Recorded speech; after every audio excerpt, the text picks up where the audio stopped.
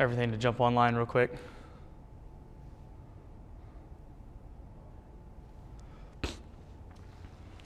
What's up, guys? Let's talk about how to get your golf game in shape for 2022. How do we jumpstart your golf game for 2022? We're going to cover three main topics here. We're going to cover the basic fundamentals like setup, posture, those kind of things, just to make sure that we get all those little things in shape before we get back on the golf course, back to practicing real hard again, making sure we get those basic fundamentals. Then we're going to jump into talking about the biggest swing flaws that I see that the biggest mistakes people are making, and how do we solve those. I'm going to give you some drills to work on. And then finally, we're going to talk about how to prepare and practice for the golf course. You know, how do we practice on the range? How do we practice on the golf course? How do we get the most out of those sessions so that we can play our best golf this summer? So let's dive into some of the basic fundamentals that I want you to cover through as you're getting back onto the golf course. Let's talk about setup and posture. So posture, the biggest thing I see when we get stiff and we're not loosened up is we tend to, instead of physically bending from the pelvis, right here, we round the upper back like this instead of actually bending from the pelvis. So let me give you a drill to work on getting your back nice and flat instead of rounded, and be able to get in a good leaned over position, because a good setup is where your pelvis physically tilts forward like this, and our butt goes out and our chest goes forward. So butt, chest goes the opposite directions. That allows us to lean over appropriately so that we're able to have room to swing down here. So take the club, put it on your belt like so, just like this, okay? Daniel, go ahead and bring up a split view for me down there. And by the way, I got my man Daniel on the camera over here helping me switch things up. He's helping me a lot. So what we're going to do is take this club like this, and you're going to push your hips back, okay? One thing that helps is to lock your knees out, because that's going to force you to bend from the pelvis. So shoulders back, take the club, push it back, and then barely crack your knees, just enough knee bend. We don't want a lot of knee bend, because if you get a lot of knee bend, it's going to make you stand more vertical. It's harder to lean over with a ton of knee bend. So lock the knees out, push the butt back, barely crack them, and then I want the pressure in your feet from heel to toe on the balls of your feet. Not your toes, not your heels, but the fat part of your foot. I want you to lean forward onto the balls of your feet. I see a lot of people when they get started, they're around their back, they're squatting, and the weight's on their heels. That's not a good balanced place to be, so I think it's important that you push your hips back, weight on the balls of the feet, you lean forward, okay? Keeping that chest nice and up and flat, just like this, and that'll get you in a good position to let your arms hang in front of you. If you squat with your knees and you stand too tall, you can see now my arms are hanging on my body. We want them to hang out in front of us, okay? So hang out in front of us, just like this, right? Step up into the ball. And now you have your arms hanging in front of you because your pressure's on the balls of the feet. You're leaning towards the balls of your feet. Now, let's talk about side bends. So switch to this camera angle for me, please.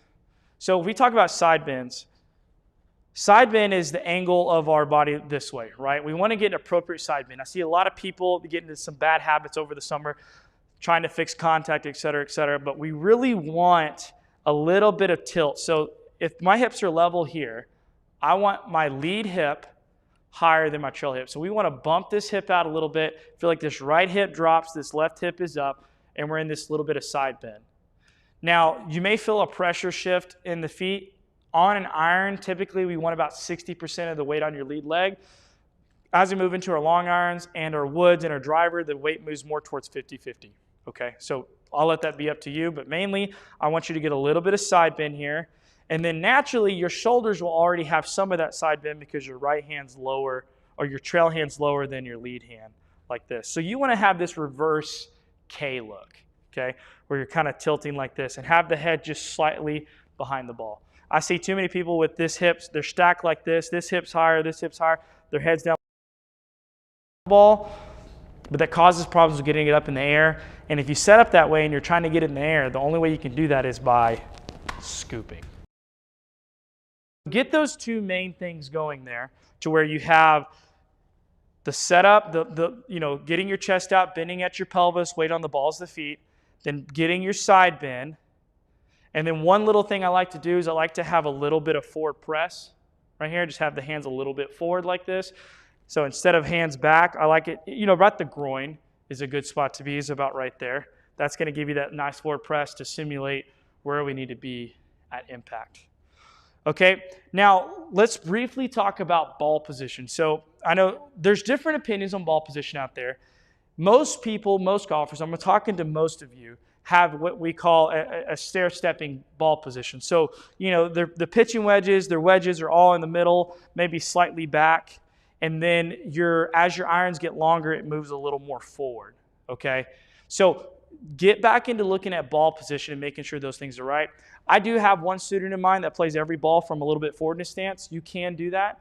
That's not as common. It is out there. It is done. But start checking your ball position, making sure that, especially with your long irons, if you're having a hard time getting them in the air, to make sure you're getting that ball position forward. And how you'll do that is you'll just take an alignment rod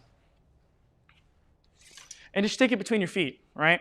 Put it next to the ball like this. Stick it in between your feet. Okay? And then you can check ball position, right? You get that it's on this camera angle? Perfect. So that way you can kind of move around and practice different ball positions. That's really going to help you get those basic fundamentals of ball position, setup, posture, all that good stuff. As far as grip, you know, I'm not going to go into grip here just because everybody's grip's a little different. I do think there is a standard, quote unquote, but that standard is changing. We can talk about that in a later video, but I'll leave grip up to you. All right, Daniel, throw on the screen. Please comment, guys, with any questions you may have. I want you to throw up some comments so at the end we can answer those questions. So go ahead and ask some questions.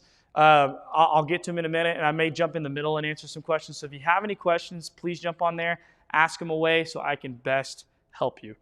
All right, here we go. So let's talk about some of the most common swing errors that I see with my clients. So the first one, let's talk a little bit about takeaway. And then we'll talk about the top, downswing, impact, and then we'll be pretty much done with that part. So the biggest flaws with takeaway is we're going to talk about what I see most golfers do, and that's they move the club head too fast, they get it behind them, they open the club face, and on the downswing they have to do something to square it up. So switch to this angle, Daniel, for me. So the takeaway gets way inside like this, and the face gets too far open. That's going to cause you to struggle with controlling the club face. Because, guys, club face is king. If you can't control the club face, you're not going to be able to control your shots. When you look at the starting direction of a golf ball, which I'll hit some shots in a second and show you those numbers. But if you look at the starting direction of a golf ball, 75% of where that ball starts is where the face is aimed at impact. So I don't care if you're over the top or way into out. What's causing that ball to go offline is where the face is aimed at impact. So if you can't deliver that club face consistently into the ball, time after time after time, you're going to struggle. So what we have to do is create things in the golf swing that control the club face. So number one is that takeaway. So with the takeaway, what we want is we want the takeaway to be one piece. So we want the hands, the club head, the shaft, the hands, the shoulders, all to move in one piece. We don't want to see a bunch of different pieces moving in different directions. And so the best way to practice at first is take the butt of the club, put it in your chest, lean forward like this, and just rotate. And you're going to see that a lot of times what you'll want to do is you'll want to move your hands first, and you'll see it move in your shirt like this. Go ahead and do a split view for me so people can see both angles. You'll see that they'll try to move this first like this, and it'll try to move on your shirt. But here you'll see how my arms are nice and straight, because what most golfers do is they break this trail elbow really early. So they take it back, this elbow breaks really early like this, the club gets inside, and sometimes they create an over-the-top loop, sometimes they get stuck, but the main problem is you can't control the club face, okay? So here's what I want you to do. Here's 2 steps to creating this takeaway. So without a club in your hand, set it right here, let your arms hang. I want you just to keep your arms straight and just open up your chest. And you're going to see my hands stay really close to my trail thigh right here as I open up. Okay, they're not going away like this. They're going in here. Step 2 is to pay attention to the orientation of the hands. So we want to keep the hands stacked on top of each other. We don't want to roll, because if they roll like this, you'll see it's going to roll the face open. So real quick, let's talk about what a square club face is as we talk about the stacked hands. So a square club face, if you take the leading edge of the club, that is straight up and down, and it's matching my spine, right? Okay, so if I turn like this, that's still matching my spine, right? I haven't opened the club. This would be opening, right? So if my spine's at an angle here, at this point in the takeaway, that line should be matching my spine facing down. So a square club face is actually the face aiming down, matching my spine. Toe up, which is how I was taught when I was younger, is actually open. So if you're struggling missing balls to the right, then it could be because you're having too many things in your backswing that are opening the club face. Now, if you're hooking the ball, more than likely it's because you're flip hooking your hands through the shot, more than likely, okay? But I still think it's important to create a takeaway with a square club face. Justin Thomas has his a little bit open. It's not toe up, but it's also not perfectly square at the spine. It's somewhere in the middle. So it doesn't have to be absolutely perfect. So when you take the club back, if you'll keep your hands stacked more like this when you take it back, instead of rolling like this, you'll see that if I keep my hands stacked, that face will stay down, and it helps keep the club in front of us. Because if you look at some of the best players in the world, like Justin Thomas, well, most tour players, I would say probably 95% of tour players do not get the club head behind them at the end of the takeaways. It's right here. It's not here. Most clients get back here. It's here. So that's where probably 95% of golfers are, is they're somewhere between on their hands or in front of their hands. So let me hit 2 shots, and then we'll bring up the TrackMan view, and we'll show you the difference between the 2 takeaways. So I'm going to do the first one wrong. I'm going to get the takeaway inside, and I'm going to show you what most clients do, and then I'm going to show you what a good takeaway is. So here we go. A little thin. So go ahead and bring up the TrackMan view, Daniel. Just the TrackMan only. All right, I'm going to scrub through this right here. As this pulls up, looks like the face on camera failed. That's okay. I don't need it anyways right now. So see how that my elbow breaks really early, the club gets inside, face is actually getting open. That's what I see by the majority of my clients. Okay, that opens the club face, it creates timing in the golf swing. Okay, go back to the split view, Daniel. I'm gonna hit one more shot real quick. Now, what we wanna do is we want the hands to go straight back to arcing a little bit inside. Okay, but we want the club head out in front of us just like this. Okay, and how we do that is we open the chest, we get everything moved together, we keep the trail elbow straight, okay, just like this. And then to get the club in front of us, we have to hinge this way. So as I go, it's hinging in front of me this way, it's not hinging behind me this way. There's a big difference. I get a lot of clients that'll hinge it this way instead of hinging it towards themselves like this. So you've got to hinge it this way. So let me show you what a good takeaway is now. Assuming I get it perfectly correct, but usually I do. I hit a lot better shot too. Okay, go ahead and switch your TrackMan view for me, Daniel. Okay, go ahead and just make that one full screen since that other camera's not working at the moment. We'll figure that out here in a second. All right, so if I grab that video, play this back, you can see how it's getting right on my hand line. I could have done a little better, had the club a little more in front of me, but I definitely did not get the club behind me. All right? So that is a better takeaway, especially if you can control the club face. Okay, go ahead and switch back to the split view for me. Especially if you can control the club face and not get it wide open, right? And get it matching your spine, that's huge. Okay, that's takeaway. That's one of the biggest flaws I see is getting it way inside. Sometimes I see guys take it way outside. And if you're taking it way outside, just work on getting the hands more inside and keep the club in front of you. Okay, those are the main key points there. All right, let's talk about the top of the swing. One of the biggest, there's 2 big errors I see. We'll kind of try to cover them both, but there's one main one I want to cover, and that's over swinging the arms. So a lot of you guys make a big enough turn, but what you don't do is keep the arms in front of you. So here's a rule of thumb. As long as I keep turning my chest, I never have to break my elbows, right? I never have to. So at some point, we have to break the trail elbow, correct? Well, what we don't want to do, though, is make a big turn, and when we're supposed to stop is right here, but what happens is a lot of golfers will take their trail shoulder, they'll retract it, the elbow will get behind them, and then they create no space up here, and the club's trapped into them. From here, you can't swing, so you have to throw, scoop, and then we have all sorts of problems controlling the club face. Okay? Not to mention, it actually messes with your face at the top of the swing. It opens the club face. Because let me talk real quick about wrist flexion. Switch to this camera for me. So if you look at wrist flexion, the flexion of your lead hand, okay? This is flexion, this is extension. Flexion closes the club face. Extension opens the club face. Okay? Extension opens, flexion closes. So if you overswing at the top, look at what the wrist looks like at the top. it's in extension like this, which opens the club face, which means on the downswing, you've got to do something to square it up and then creates timing. Okay, go back to split view for me. Okay, so what we want is we want to maintain that wrist angle flatter. You may be in a little bit of extension, that's okay, but we don't want to exaggerate it by having too long of a backswing with the arms. So technically, I'm not shortening your backswing. I'm just shortening how far your arms move. Backswing, but I want you to move your arms a lot less. Okay, so here's what that looks like. So instead of taking the club back with your arms and getting a lot of momentum, which is what one of the main causes of it is, the arm whipping action off the shoulder, right? And you see a lot of guys that look like that and they can't control the club face. What I want you to do is feel like the chest and the club move together and that the hands and the club stay in front of your chest as long as possible. So as I take this back, I'm going to go really slow. Stand in front of me, stand in front of me, stand in front of me. Now see my arms are still straight to here. From here, this arm is going to fold, but it's not going to move behind me. So that's almost a full backswing for me. It's going to go about right there with an 8-iron. And as my club gets longer, like a 3-iron, driver, etc., it'll get closer to parallel because I'll make a bigger turn, not because my arms are moving more. That's key. So work really hard on creating width. So width is the distance from your hands to your head. So you can see I have a lot of width here.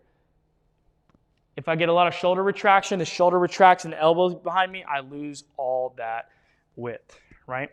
So what I want to do is I want to work really hard on takeaway and then keeping that width right here, stopping my arms in front of my chest and then swing through, okay? So I'm going to make 2 swings. I'm going to show the good swing and the bad swing, and then we'll compare them real quick. So let's do the bad swing. Let's do what I see most of my clients do. Okay, I'll kind of try to do both bad. How about that? So we're going to go inside like here, and then through. Yeah, I mean, even just when I do that, I feel like I have no face control. Switch TrackMan for me. Yeah, just that view. Okay, I need to, Daniel, I may have you see if you can fix that face on camera here in a second.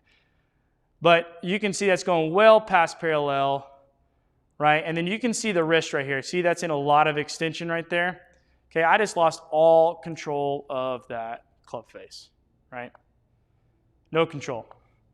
So now I have to come down here, throw the club, scoop, and I just don't have any control of the club face. Okay? All right, so go ahead and stop that. Give me 1 second, guys. I'm gonna try to fix this face on camera real fast. Not sure why it's not working, but we're going to get it working real fast. Maybe. There we go. Okay. There we go. I heard it ding. All right, now we'll get the face on view. Now I'm going to do the appropriate swing, okay? Here we go. Go ahead and switch back. There you go. Thank you, Daniel. Okay, here we go. That was a halfway decent shot. Okay, switch. There we go. Okay, let's take a look at the face on view first. So if you look at the face on view here, you're going to see I have a decent amount of width there. You can see there is some space between my hands and my head, and my arms are more in front of me. I could have done a little better job, but at least I'm not getting the arms way behind me, and now I have face control. I wouldn't normally have face control if I went way too long. And I'm also not I have a little bit of extension here, which is normal for me, but I'm not creating excessive extension at the top of the swing. Okay? All right, go back to the down the line view for me. So I'll briefly cover one of the other big flaws I see is, because we're already on this topic, is too much extension in this lead wrist. I'm okay with a little bit. Everybody's different. We usually match that up based off what type of ball flight you want. But if you're at the top of the swing, you're super across the line like this, and you have a lot of extension, I'm probably going to guess that's probably way too much. It's probably going to be more beneficial for you to go towards a flat wrist. I wouldn't say flexion though. If you're going to go into flexion, you have to be able to turn your body really hard to make the club face be square, because that'll close the club face a lot. Because if you see, if I go into flexion, that closes the club face quite a bit. So to keep that open, I have to rotate a lot to make that work. So take a tongue depressor, put it in your glove, or a pin or something, put it in your glove. I don't have one on right now. And just work hard on getting that wrist flatter at the top, just like that, instead of extension like this. Okay? You may want to feel flexion. I know you probably won't get there. That's okay. But if you'll notice now, see that face is closing, coming through? That's really going to help you square the face up, especially if you're a player that tends to lose the ball to the right. Those are the two biggest errors I see with golfers at the top of the swing, is the wrist flexion and then over swinging their arms. All right, let's talk about impact. So when it comes to fixing impact, and by the way, go ahead and post some questions if anybody has any, so that I can answer your questions. So let's talk about impact. So impact, the biggest thing I see is obviously scooping, right? We have a scooping problem. Now I'm going to show you some drills to fix scooping. However, I'm going to say however here. You're probably not going to be able to fix it completely with these drills, but they're going to give you a good start to starting to learn how to get rid of the scooping pattern, which is this right here, right? Instead of forward shaft lean and impact. So here we go. So go ahead and switch to split view for me here. People like to see the split view, I know that, so you can see both angles here. So the first drill I like is the paddle drill, okay? So the paddle drill is going to train the lead arm. I think the lead arm has a huge influence on your ability to create forward shaft lean, because if it doesn't keep moving through impact, if it stalls back here, it's going to stall, and then the club head's going to be released and flick. But if we can keep the lead hand moving through the shot, the club head can't flip, right? So this is a really good drill for it. So we'll look at TrackMan here in a second. Get about a club head width apart, pretty narrow stance. Okay, ball should be middle, maybe half a ball back, not super far back. Go ahead and preset forward shaft lean here like this. This hand's going to be on it like a paddle. It's not actually going to grip it, okay?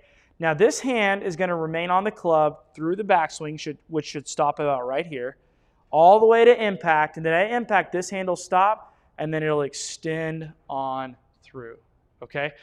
Because that's going to give you the feeling of the lead arm that keeps moving. It doesn't stop and it doesn't flick, right? So here we go. We're going to go here, through. You may not always make the greatest of contact because it is a one-handed drill. Go ahead and switch to TrackMan for me, and just do the face-on view for me. That's all I need. So blow that face-on view up. I'm going to zoom in a little bit here so you can see. Oh, that's as far as it goes. Never mind.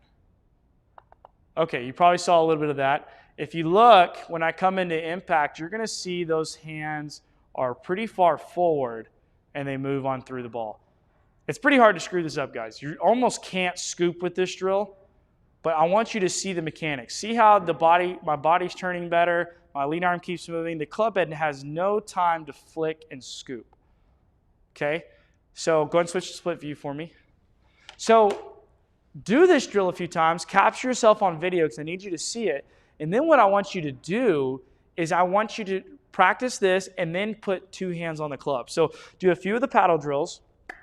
Okay, and then what I want you to do is put two hands on the club, but feel the same feeling as the paddle drill. So basically what's going to happen is you're going to feel this lead arm feel like it's trying to pull out of your right hand, and it's extending through the shot. Like if I had a punching bag right here, okay, I want you to hit the bag up here. I don't want you to hit it back here. A lot of people will stop and let the club flick like this. I want you to let it go through and punch the bag out here. The biggest point of the speed should be out here. So then what you'll do, now take two hands after you've done the paddle drill. Same stance, same length of backswing.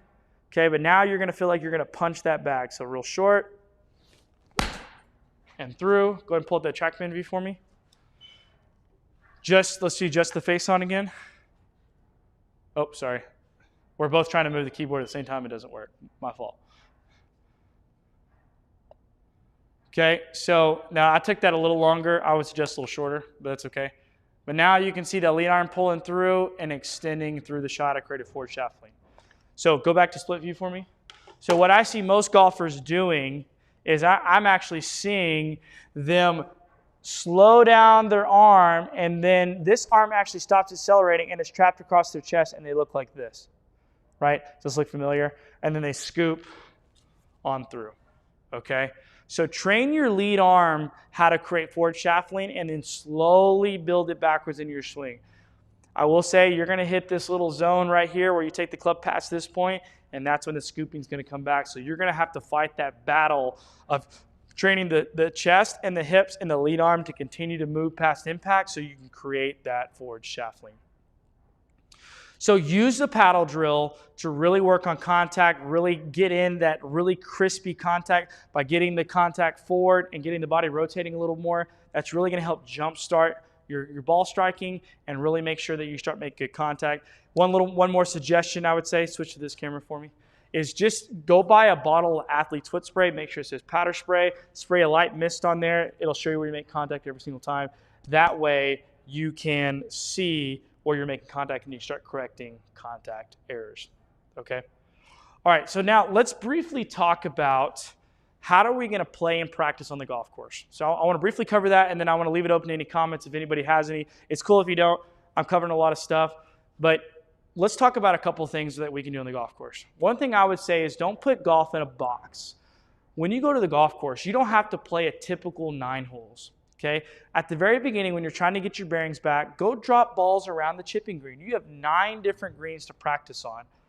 We don't have to just practice on the chipping green. So you usually get around 5 to 7 minutes a hole, okay, to play that hole. And so drive straight from the tee box to the putting green, drop a few balls around the green, work on your chipping, work on your putting. That's one good routine. If you want to work on your wedges, like, I don't know, 50 yards and in, just drive straight to 50 yards and in and work on some wedge shots around the green. Okay? Or maybe just work on your tee shots. Maybe hit 3 or 4 balls off the tee and then drive to the next hole, work off the tee there. Don't put golf in a box. Go practice on the golf course. Okay? Don't play that typical round of golf, because even if you're not hitting the ball well, guys, I think it's important you still go play, because there's so much you can learn. Because golf is an experience-driven sport, and you have to get that experience. You can't just wait until your swing comes together, whenever that technically is. Okay? When is that? So get on the golf course, start practicing. Now, here's some of the things I would do when you're getting on the range. Okay? Spend a lot of time at the beginning working on short swing impact drills, working on contact. So just get up there and work on just really short swings and work really hard on hitting the middle of the face, work really hard on getting the body turning again and getting to a full finish. Because at the beginning, if you hadn't been hitting a lot of balls, you're probably a little stiff and you're probably swinging a lot of arms. So it's really good to make sure you get a full turn on your backswing, full turn coming through, making sure you're posting this foot like this, your trail foot, and getting through the ball. And then making sure that you're hitting the ball first with these short impact drills. Okay, so paddle drill is a good one. You can do what you call presetted impact. Everybody calls it a little different. But what you're going to do is lean the shaft forward, open your hips, open your chest like you would if you're at impact. You're going to hit the golf ball from here. It goes back and then through. You're not going to hit it very high, but at least you're going to go and make good contact with it. Okay, that's a really good drill. You can even do some one-handed drills. You can do your trail hand. I've done this, where you open the body up just a little bit, lean that hand a little forward, and work on getting this hand to move this way and not scooping this way. So you can hit some shots like here, and you go here. Say I hit that a little heavy, I'd have to work on that, but really just getting through the ball like that. Those are some good drills. A step drill is also a good drill to kind of get the body moving towards the target. Okay? So what you'll do is you'll set up to the ball like this, drop the foot back, and you'll do a short swing step through. Now here's the key. As the swing's going back, you have to start stepping. You can't take it back, then step. It's this way, right? So real short swing. So here, get you through the ball. I only have 7 irons, so it's not going to get very high. If I had like a pitching wedge or something to get a little higher, I might even suggest using a more lofted wedge when you do these drills, just so they get a little higher in the air. You could even I wouldn't use an alignment rod. It's just what I have right now. I'd use a towel. Put a towel, we'll call this a towel, about the width of your foot behind the ball like this, okay? And you're going to work on getting the contact in front of that alignment rod, okay? So if you scoop, you're going to hit that towel / alignment rod, right? If you scoop like this. So you have to imagine getting your body on this side of the line and through the ball to miss the alignment rod. So if I make a little half swing here, okay, I was over the rod, completely missed it, wasn't worried about hitting it, but that'll really encourage you to get the body moving towards the target and not hanging back and scooping and hitting it fat, okay? All right, switch to this camera. All right, guys, I don't know if I see any questions. That's cool, no big deal, but I hope you enjoyed this. If you have any questions, comment below. You can even check out my website at wadefullinghamgolf.com. But I hope you enjoy this sessions Go out there and take some of these drills and really work hard on it. If you have any questions, let me know. Peace.